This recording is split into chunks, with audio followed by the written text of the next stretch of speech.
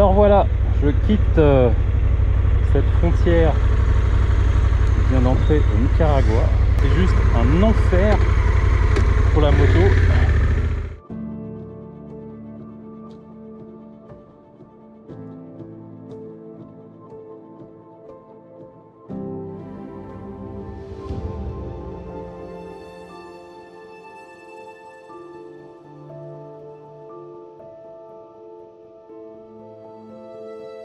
Je suis en train de faire la sortie là. Je viens de finir la sortie du Nicaragua. C'est aussi galère que l'entrée. C'est un enfer ce pays, sincèrement quoi.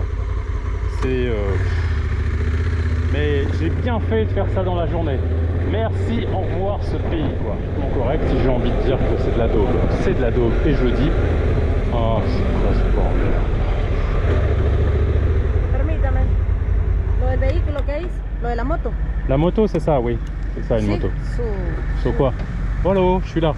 Comme moi, pas là-bas. What do you want? Su despacho aquí es en el edificio. Je parle pas espagnol. Pasaporte. Ah, passaporte, oui, ça je comprends, bravo.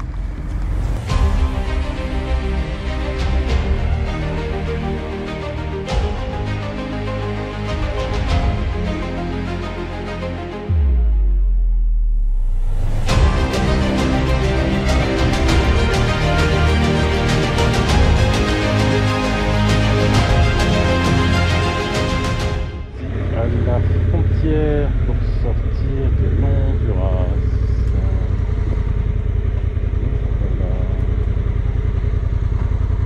Et voilà, je te dis, caméra allumée, bienvenue au Guatemala, le pays où on ramasse les ordures une fois par semaine, le vendredi.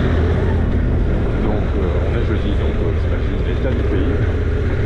Comme ici, merci, bonjour, bienvenue au Guatemala, ça fait plaisir.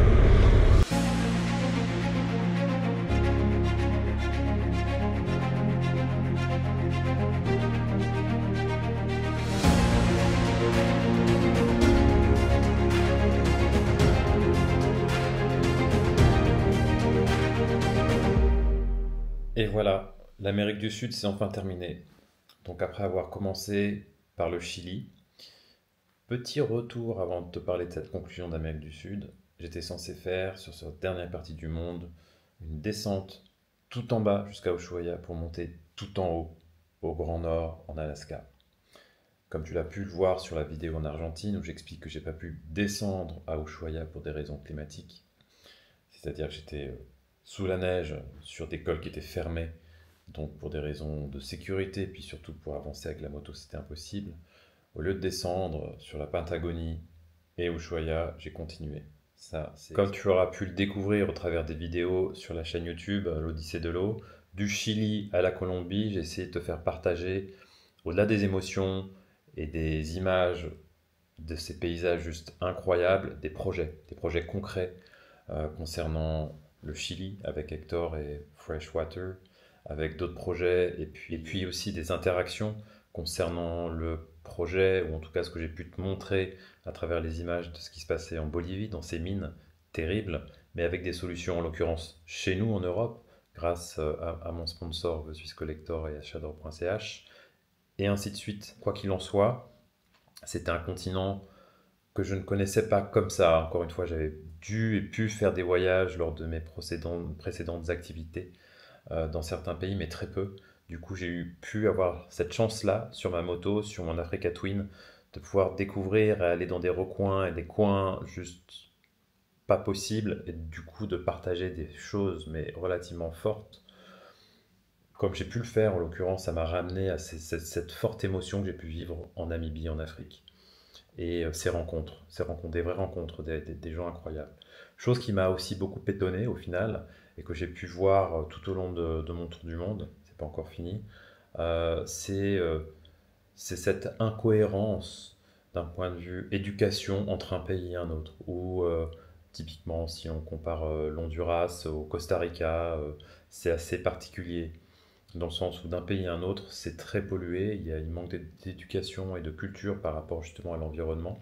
d'où cette importance aujourd'hui, peu importe que ce soit dans le monde, de cette éducation par rapport à ça. Et quand tu arrives, tu passes une frontière, une simple frontière, et de l'autre côté, c'est magnifique. Magnifique en termes de propreté ou de réglementation et d'éducation par rapport justement à l'utilisation de ce plastique. Tout est encore une fois lié à des problèmes sociaux, des problèmes sans doute politiques. On ne va pas rentrer là-dedans, en l'occurrence des problèmes économiques et problèmes de ressources aussi, comme on peut le voir quand tu mets la moto en Colombie et que tu es obligé de passer par l'océan, en l'occurrence, pour mettre ta moto entre la Colombie et arriver au Panama. Tu passes par ces toutes petites îles qui n'ont pas de choix d'utiliser les produits qu'on leur amène, tout simplement. Donc il y a aussi certaines populations qui sont confrontées à certaines choses où ils n'ont littéralement pas le choix. Et voilà, je fais allusion à tout ce que tu as pu voir sur l'épisode de la Colombie. Donc voilà, c'était un continent émouvant pour moi. Clairement, on va y retourner tous ensemble. Donc je te dirais, viens, je t'emmène. Avant, on doit continuer le voyage. Il nous reste une grande partie des États-Unis, du Canada, pour retourner enfin sur la dernière étape qui sera l'Alaska, aux États-Unis donc. Tout en haut, après le cercle polaire, dans le froid. On va voir ce que ça donne, toi et moi ensemble. Et puis à la fin de cette odyssée de l'eau, c'est pas le sujet aujourd'hui, mais je t'en parle quand même maintenant, il y aura une petite pépite que je partagerai avec toi à la fin de ce voyage-ci, savoir ce qu'on fait en 2025, n'est-ce pas?